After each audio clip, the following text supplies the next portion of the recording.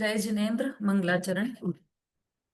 नमो अरिहंताणं, नमो सिद्धाणं, नमो आयरियाणं, नमो उवझायाणं, नमो लोये सवसाहुणं,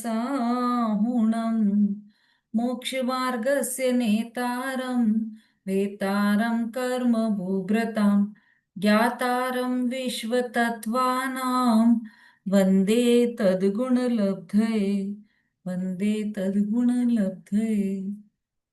तत्वार्थ सूत्र जी ग्रंथ है। छठवां अध्याय चल रहा है इसका, जिसमें हम आश्रव तत्व का मुख्य रूप से वर्णन देख रहे हैं। अभी तक हमने 5 सूत्रों में आश्रव का क्या स्वरूप है वह देखा।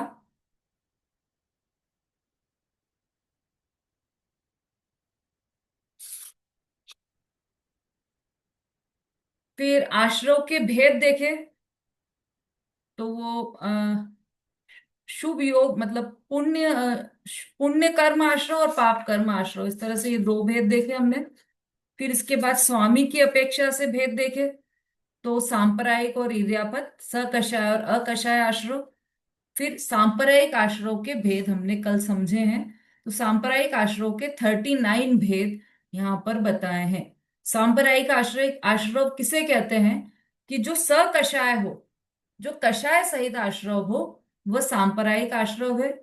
यह पहले गुणस्थान से लेकर 10वें गुणस्थानवर्ती जीवों के होता है सांप्रदायिक आश्रव।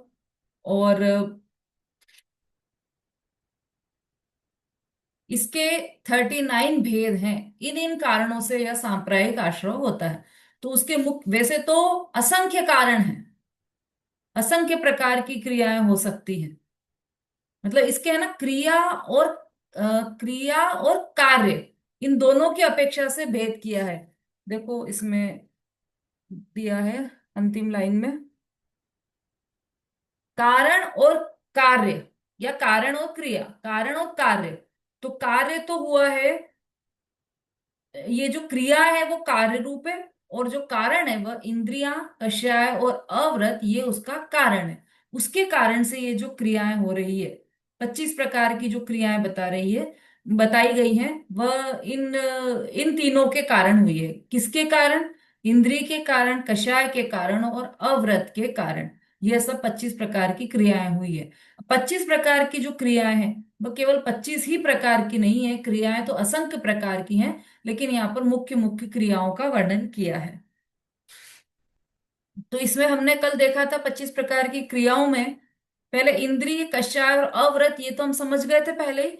फिर 25 प्रकार की क्रियाओं में हमने पहले हिंसा भाव की मुख्यता रूप क्रिया, फिर इंद्रियों के भोगों संबंधी क्रिया, फिर धर्माचरण में दोष लगाने वाली क्रिया, और धर्म धारण करने में विमुक्ता वाली क्रिया। इस तरह से ये 4 प्रकार की 5-5 क्रिया, और शेष 5 क्रियाएं, सम्यक्तवादी शेष 5 क्रियाएं, इस तरह से ये 25 क्रियाओं का वर्णन कल हमने समझा था। और इसमें जो मुख्य बात वह है कि जो 6 से नंबर 25 तक की जो कषाएं हैं, क्रियाएं हैं, वह सब अशुभ भाव की मुख्यता से है। अशुभ भाव रूप जो सकषाय योग है, सो पाप आश्रव का कारण है। परंतु जड़, मन, वचन या शरीर की क्रिया है, सो किसी आश्रव का कारण नहीं। ये मुख्य बात की ध्यान में रखना है। क्रिया शब्द से यहाँ पर ऐसा नहीं लगाना चाहिए कि शरीर की क्रिया आश्रव का कारण है। 25 प्रकार की क्रियाएं जो दी है, वह सब क्रिया है, लेकिन क्रिया के साथ जो परिणाम होता है वह आश्रव का कारण है, क्रिया आश्रव का कारण नहीं है। उस क्रिया के साथ जो कषाय रूप परिणाम होता है, वह आश्रव का कारण है। भावाश्रव का निमित्त पाकर जड़ रजकण रूप कर्म जीव के साथ एक क्षेत्रावगाह रूप से बंधते हैं। इंद्रिय कषाय तथा अव्रत कारण है, और क्रिया उसका कार्य है। इस तरह से हमने कल देख लिया कि सांप्रदायिक आश्रव के कितने प्रकार हैं, कितने प्रकार से सांप्रदायिक आश्रव हो सकता है, वह हमने कल देखा। अब ये जो आश्रव हो रहा है, उसमें किसी को कम, किसी को ज्यादा, किसी को किसी टाइप का, किसी को किसी टाइप का, ये हीनाधिकता, ये विशेषताएं होती है। वह किस कारण होती है, वह किस किस प्रकार से बनता है, होता है आश्रव, उसकी चर्चा अब छठे सूत्र में कर रहे हैं। आश्रव में विशेषता या हीनाधिकता का कारण, किसी को कम होगा किसी को ज्यादा होगा, ऐसा कैसे होगा, तो वह इस सूत्र में बता रहे हैं। तीव्र मंद ज्ञाता ज्ञात भावाधिकरण वीर्य विशेषेभ्यस्त द्विशेषः। तीव्र मंद ज्ञाता ज्ञात भावाधिकरण वीर्य विशेषेभ्यस्त द्विशेषः। तीव्र भाव, मंद भाव, ज्ञात भाव, अज्ञात भाव, अधिकरण विशेष और वीर्य विशेष आश्रम में विशेष, वीर्य विशेष से आश्रम में विशेषता हीनाधिकता होती है। हीनाधिकता मतलब कमी और ज्यादा, कम आश्रव होना, ज्यादा आश्रव होना, है ना, उसमें विभिन्नताएं होना। सबके एक जैसा आश्रव तो नहीं हो रहा है संसार में जितने भी जीव हैं, तो किसी के कम है किसी के ज्यादा है, किसी का अलग टाइप का आश्रय है किसी का अलग टाइप का, तो उसका कारण क्या है वह इस सूत्र में बता रहे हैं। इन 6 सूत्रों को जिन्होंने याद कर लिया है वो हैंड रेस कीजिए। मतलब छठा सूत्र तो देखकर भी बोल सकते हैं आप, लेकिन 5 सूत्र जिसको याद है वो हैंड रेस कीजिए।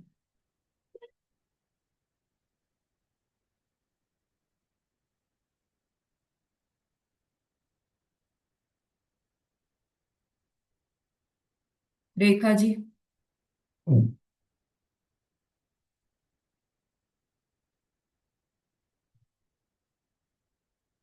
जय जन विधि। हम्म।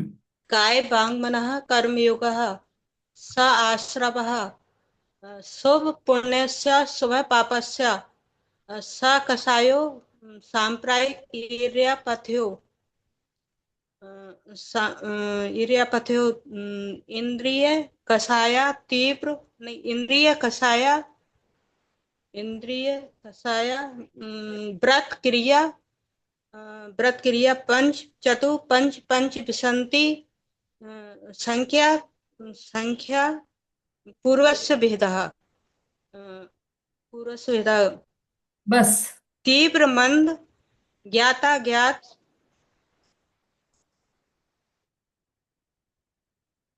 हम्म। उषा जी बोलिए।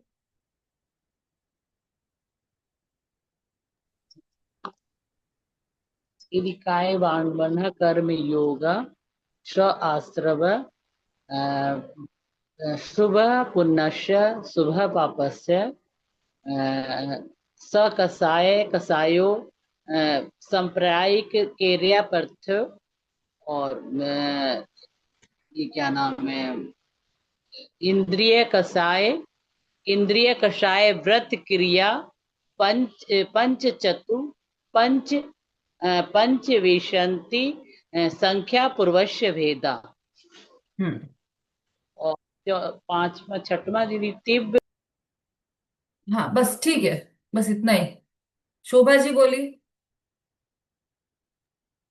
जय जिनेन्द्र दीदी।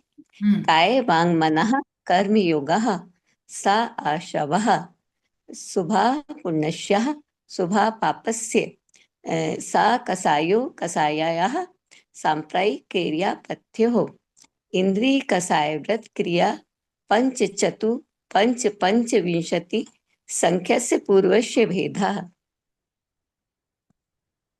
हम्म। ठीक है। एक तो ये जो चौथा वाला सूत्र है ना, उसको थोड़ा सा आप लोगों को ठीक करना पड़ेगा। स कषाया कषाययोः सांप्रदायिकर्या पथयो। रेखा जी, इसको ध्यान से पढ़कर इसकी प्रैक्टिस कीजिएगा।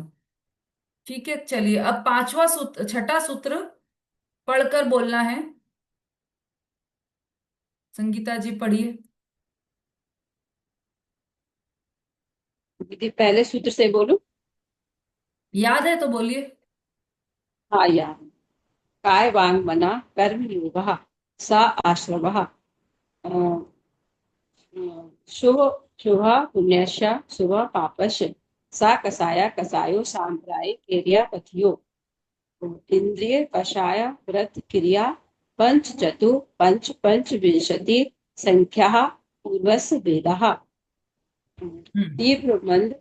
तीव्र मंद ज्ञाता ज्ञाता ज्ञात भावाधिकरण स्थिति विशेषभ्यस तद विशेषभ्यस तद विशेषा। नहीं, पढ़कर तीव्र बोलिए मंद इसको। भावाधिकरण वीर्य विशेष अभ्यस्त तद विशेषा। हम्म, ठीक है, इसको अच्छे से याद कीजिए। चलिए, अभी छठा सूत्र हम ले रहे हैं। Page number 417, 417। तीव्र मंद ज्ञाता ज्ञात भावाधिकरण वीर्य विशेष अभ्यस्त तद विशेषः। आश्रव में विशेषता या हीनादिकता क्या का कारण क्या है, वह यहाँ पर बता रहे हैं। तीव्र भाव, मंद भाव, ज्ञात भाव, अज्ञात भाव, अधिकरण विशेष और वीर्य विशेष से आश्रव में विशेषता या हीनादिकता होती है। इन सब के कारण आश्रव कभी मंद होता है, कभी हीन होता है। तो वो क्या कारण है वो हम देखते हैं टीका में। तीव्र भाव, अत्यंत बढ़े हुए क्रोधादिक के द्वारा जो तीव्र रूप भाव होता है वह तीव्र भाव है। किसी को तीव्र क्रोध आए तो वह तीव्र आश्रव का कारण है। ठीक है, सिंपल सी बात है। मंद भाव, कषायों की मंदता से जो भाव होता है उसे मंद भाव कहते हैं। मंद कषाय रूप भाव होता है, उसे मंद भाव कहते हैं, और उससे मंद आश्रव होता है।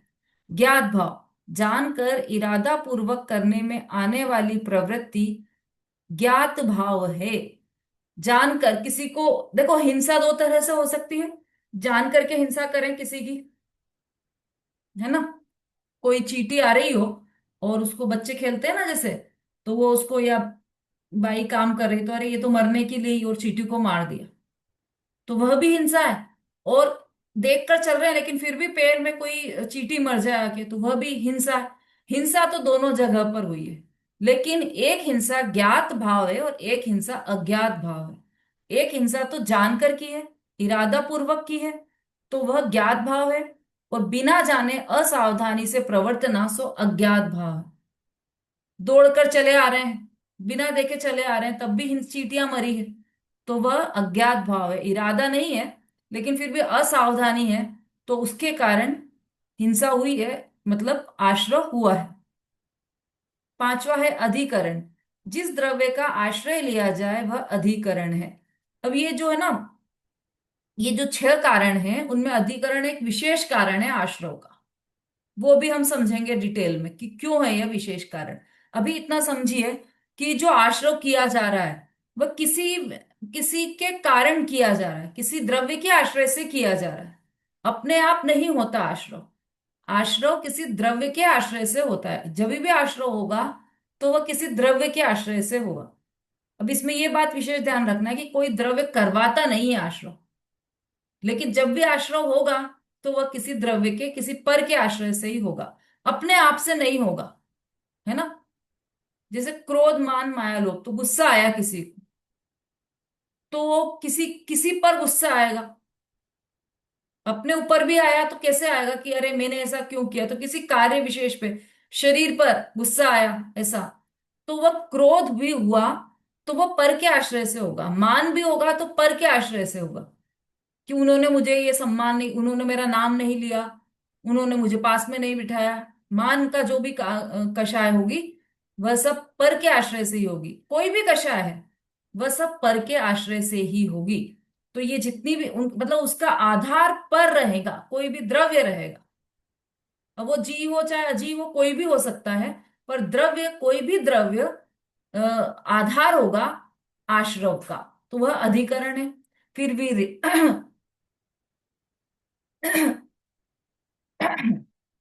द्रव्य की स्वशक्ति विशेष को वीर्य कहते हैं। अपने द्रव्य की जो शक्ति होगी वह वीर्य है, तो वह स्वशक्ति विशेष को मतलब जितनी उसकी सामर्थ्य होगी, जैसा उसका वीर्य होगा उसके अकॉर्डिंग ही वह आश्रव होगा। हाँ मनी जी बोली।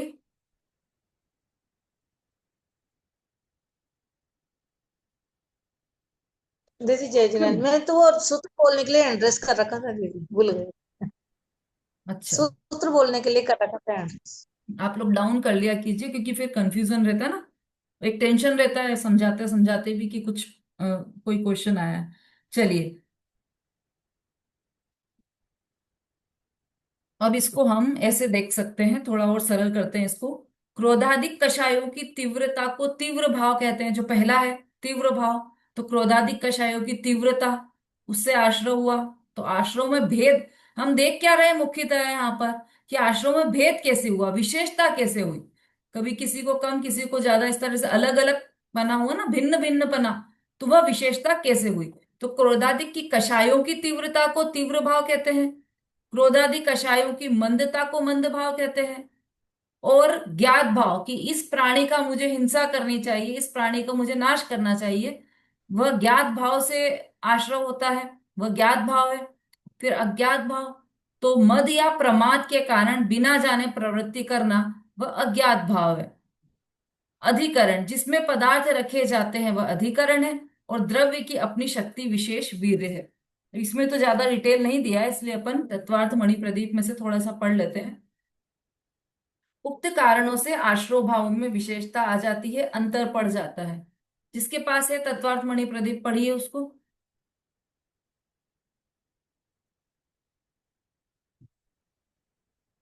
कुंद प्रभा जी। जय जिनेन्द्र दीदी। हम्म। हम्म। तीव्र भाव, मंद भाव, ज्ञात भाव, नहीं, विगत अज्ञात सूत्र भाव। से पढ़िए। ये तो सब हो गया है, विगत सूत्र। अच्छा। हम्म। विगत सूत्र में वर्णित 5 इंद्रियां, 4 कषाय, 5 अणुव्रत और 25 क्रियाओं में से किसी एक कारण से होने वाले कर्माश्रम में भी तीव्र भाव, मंद भाव आदि कारणों से अंतर पड़ जाता है। तीव्र भाव से अधिक आश्रव होता है और मंद भाव से अल्प आश्रव होता है। ज्ञात भाव से अधिक आश्रव होता है और अज्ञात भाव से अल्प आश्रव होता है। अधिक हिंसा करने की शक्ति वाले साधन रूप अधिकरण से अधिक आश्रव होता है और कम हिंसा की शक्ति वाले साधन रूप अधिकरण से अल्प आश्रव होता है। शक्ति विशेष को वीर कहते हैं। अधिक वीर सहित प्रवर्तमान हिंसादि द्वारा अधिक आश्रव होता है और कम वीर से प्रवर्तमान हिंसादि द्वारा अल्प आश्रव होता है। हाँ, देखिए, सबसे पहली बात तो ये है कि जो हमने पिछला सूत्र पढ़ा था, क्या था पिछला सूत्र? इंद्रिय इंद्रिय कषाय क्रिया, इंद्रिय, व्रत कषाय, क्रिया, व्रत और क्रिया, ये इसके बारे में क्रिया। पढ़ा था।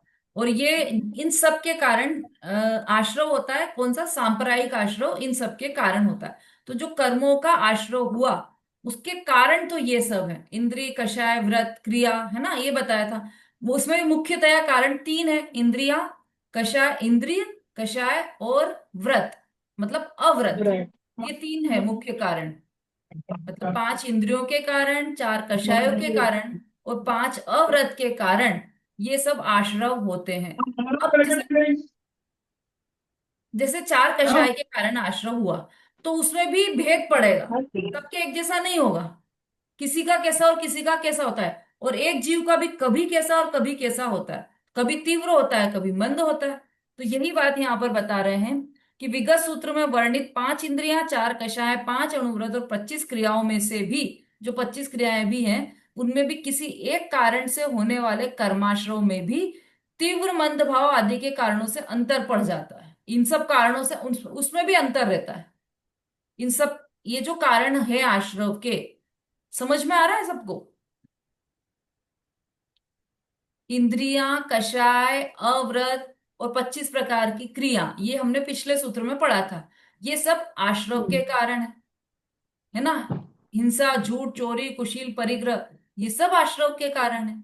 पर उसमें भी तीव्र और मंद का भेद पड़ जाता है। किसी एक कारण से होने वाले कर्माश्रम, यदि मान लो 5 अणुव्रत, 5 अणुव्रत नहीं, ये अव्रत है ना, इसमें थोड़ा मिसप्रिंट हो गया है। 5 अव्रत और 25 क्रियाओं में से किसी एक कारण से होने वाले कर्माश्रव में भी तीव्र भाव, मंद भाव आदि कारणों से अंतर पड़ जाता है। मतलब किसी भी एक कारण से हुए, मान लो हिंसा के कारण से हुआ आश्रव, तो उसमें भी तीव्रता का, मंदता का भेद पड़ेगा। फिर ज्ञात का भेद पड़ेगा, अधिकरण का और वीर्य का भेद पड़ेगा। इस तरह से ये भेद हो सकते हैं उसमें भी। ठीक है। अब जैसे तीव्र भाव से, अब जैसे समझ लो हिंसा का भाव हुआ, तो हिंसा का भाव किसमें आया? 5 अव्रत में पहला जो भाव है, पहला जो भाव है हिंसा वाला वह हुआ, उसके कारण आश्रय हुआ। अब यदि तीव्र हिंसा का भाव है तो तीव्र आश्रय होगा, मंद हिंसा का भाव है तो मंद आश्रय होगा, है ना। मान लो बकरा काटने का भाव है तो हिंसा का भाव है, चींटी मारने का भाव है वह भी हिंसा का भाव है, लेकिन तीव्र, वहां पर तीव्र हिंसा का भाव है और यहाँ पर मंद हिंसा का भाव। तो तीव्र और मंदता का पड़ गया फर्क पड़ गया। तीव्र मंद के भाव से वो विशेष हो गया, और ज्ञात भाव से अधिक आश्रय होता है, अज्ञात भाव से अल्प आश्रय होता है। जान करके किसी को मारना तो उससे ज्यादा आश्रय होगा, और अनजाने में किसी को लग गई या अनजाने में कुछ मर गया तो वह उससे कम आश्रय होगा। ऐसे ही अधिक हिंसा करने की शक्ति वाले साधन रूप अधिकरण से अधिक आश्रय होता है, कम हिंसा की शक्ति वाले साधन रूप अधिकरण से अल्प आश्रय होता है ना। अधिकरण का तो और विशेष अभी आने वाला। तो जिससे एक यदि इसको साधन के रूप में भी लेते हैं तो यदि किसी के हाथ में तलवार है तो उससे अधिक हिंसा करने का उसको आश्रय होगा, कोई तलवार से मार रहा है, और किसी के हाथ में डंडा है तो वो उसका अधिकरण वैसा है तो उससे मंद आश्रय, मतलब परिणाम भी वैसे ही है, तो फिर मंद आश्रय का भाव होता है। शक्ति विशेष को वीर्य कहते हैं। अधिक वीर्य सहित प्रवर्तमान हिंसादि द्वारा अधिक आश्रय होता है, मतलब अधिक पुरुषार्थ से हिंसा की किसी ने, उसमें ही रच पच गया कि नहीं तो किसी को इसको पकड़कर मारना ही है ऐसा, तो अधिक वीर्य वाला।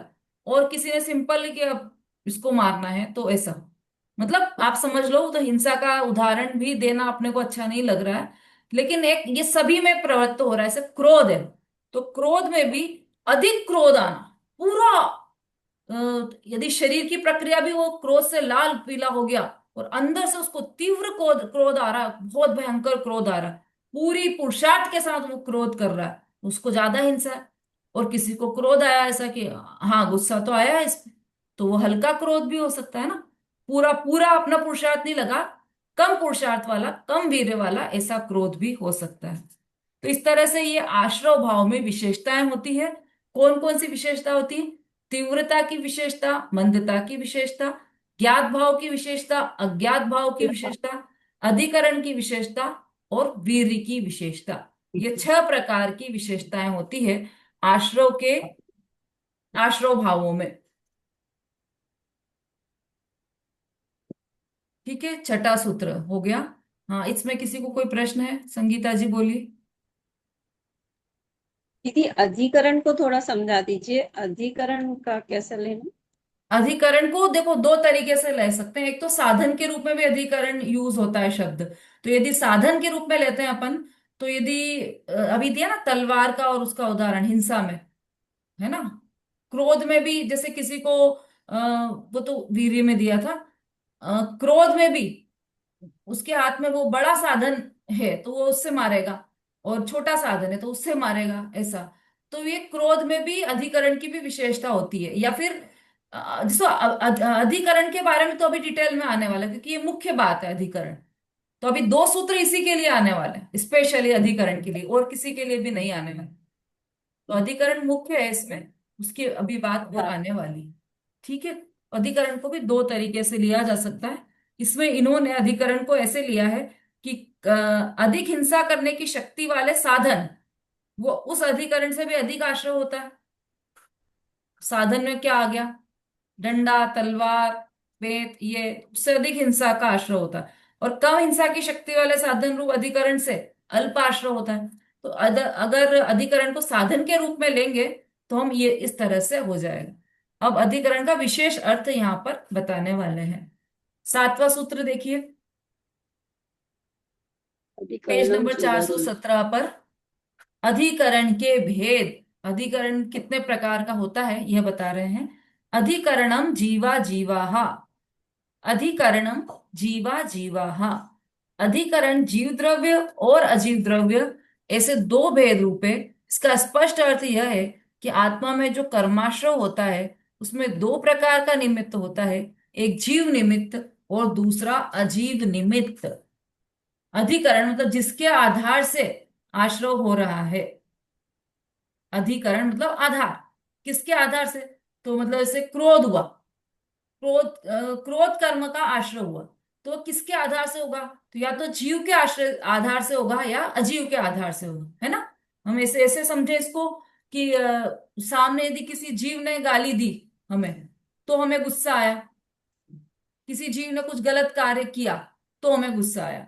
एक तो जीव के कारण से और एक अजीव के कारण से गुस्सा आ गया।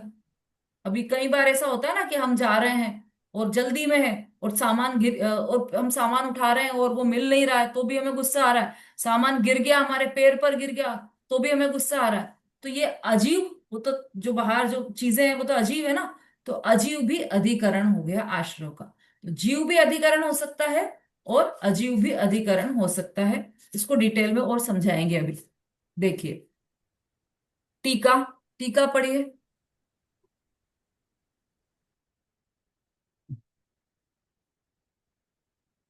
हाँ सुषमा जी पढ़िए। दीदी जय जिनेन्द्र। हम्म। टीका। यहाँ अधिकरण का अर्थ निमित्त होता है। छठे सूत्र में आश्रय की तारतम्यता के कारण में अधिकरण एक कारण कहा है।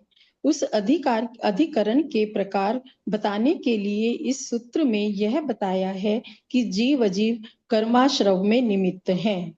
दूसरा, जीव और अजीव के पर्याय अधिकरण है, ऐसा बताने के लिए सूत्र में द्विवचन का प्रयोग न कर बहुवचन का प्रयोग किया है।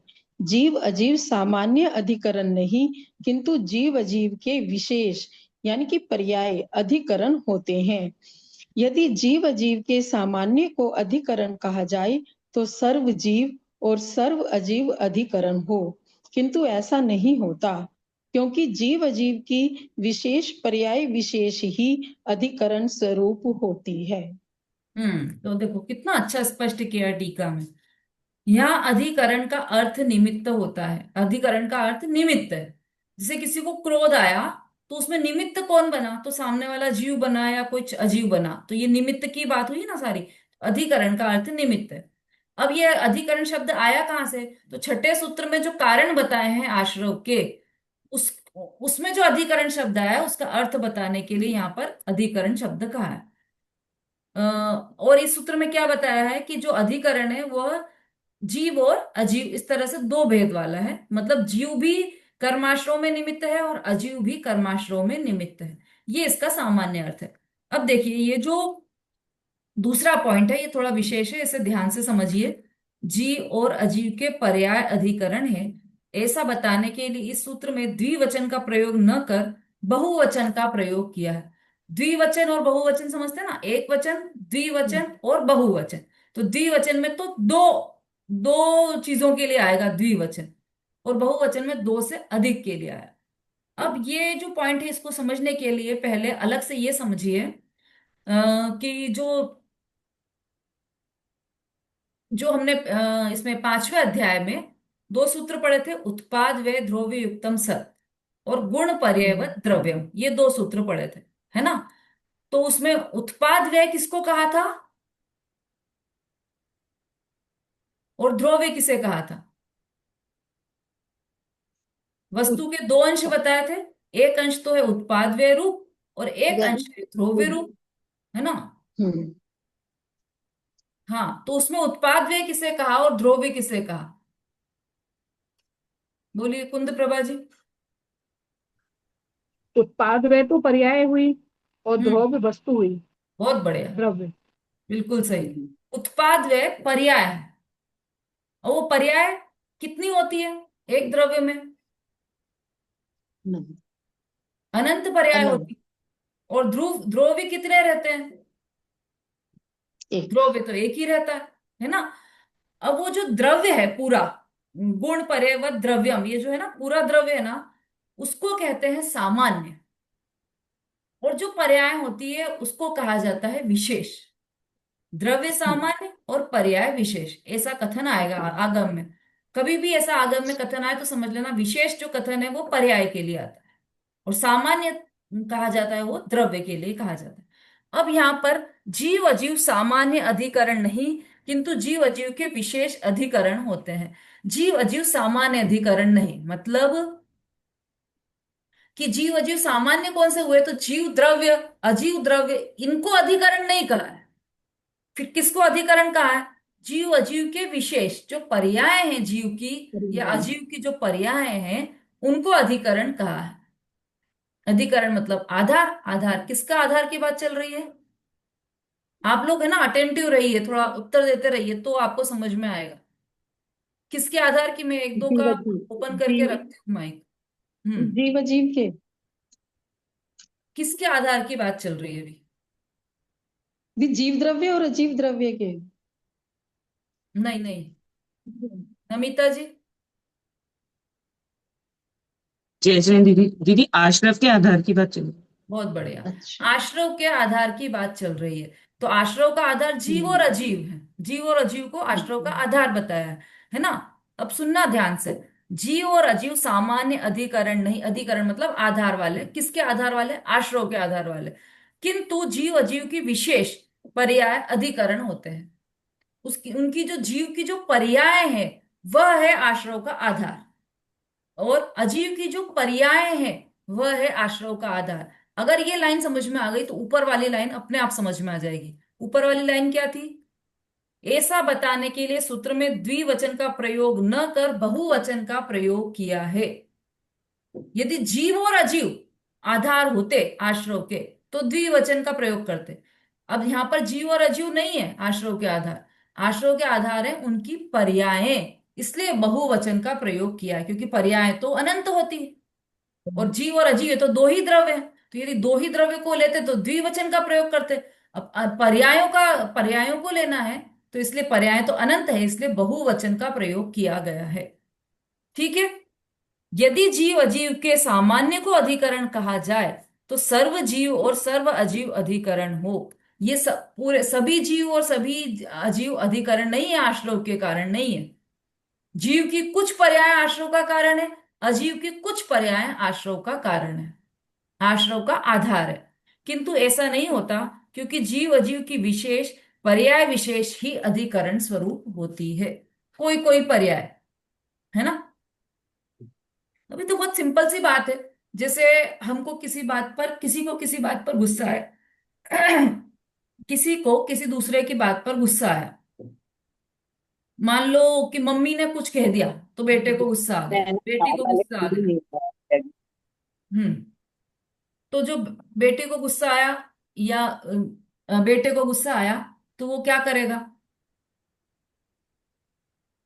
पति और पत्नी में भी कई बार झगड़ा हो जाता है, गुस्सा आ जाता है। पत्नी को पति पर गुस्सा आ गया, क्या करेगी पत्नी? तलाक तलाक तलाक, सीधा डिवोर्स दे देगी क्या? नहीं देगी। क्यों नहीं देगी?